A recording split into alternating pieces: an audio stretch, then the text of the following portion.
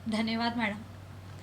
सबसे पहले माँ शारदा को नमन करते हुए नमन करती हूँ हमारे कुलगुरु प्रोफेसर श्री प्रकाश मणि त्रिपाठी जी का, जिनके सतत सहयोग, मार्गदर्शन और ऊर्जा से हम इस तरह के कार्यक्रम आयोजित कर पा रहे हैं।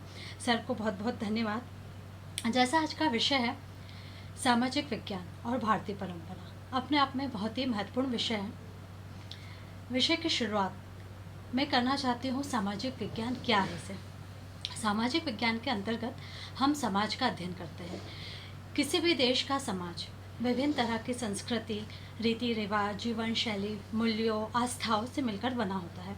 और जब हम बात करते हैं सामाजिक विज्ञान को जानना क्यों ज़रूरी है, तो वो इसलिए ज़रूरी है क्योंकि इससे हमें मानव का विकास पता पड़ता है। सामाजिक विज्ञान के अध्ययन से हमारा मानव के प्रति, मानव का पशु पक्षी के प्रति और मानव का पर्यावरण के प्रति क्या दायित्व है और क्या उसके कर्तव्य है, उसका पता चलता है। और एक विकसित समाज के निर्माण के लिए इसका होना बहुत ज़रूरी है।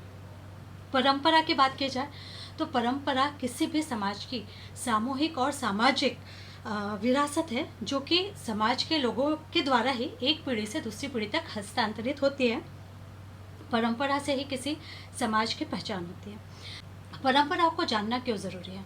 परंपराएं जो है, अगर हम उनको जानते हैं, समझते हैं, तो परंपराओं के जानने से युग बहुत सुदृढ़ होता है और हम आधुनिकता को एक प्रामाणिक धरातल पर समझ पाते हैं और सही मायनों में माप सकते हैं, सही मायनों में नाप सकते हैं, सही मानकों का प्रयोग के द्वारा उसे समझ सकते हैं।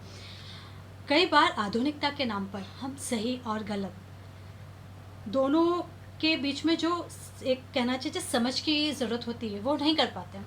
और कई बार यह होता है कि किसी भी गलत चीज़ को अपनाने से समाज में कई तरह की समस्याएं जन्म ले लेती है। तो जो परंपरा है वो आधुनिकता को किस तरह से समझ के आगे बढ़ा जाए और उसको किस तरह से ग्रहण किया जाए, इसके लिए एक विचार भूमि देती है। बहुत अच्छा उदाहरण है जैविक कृषि का।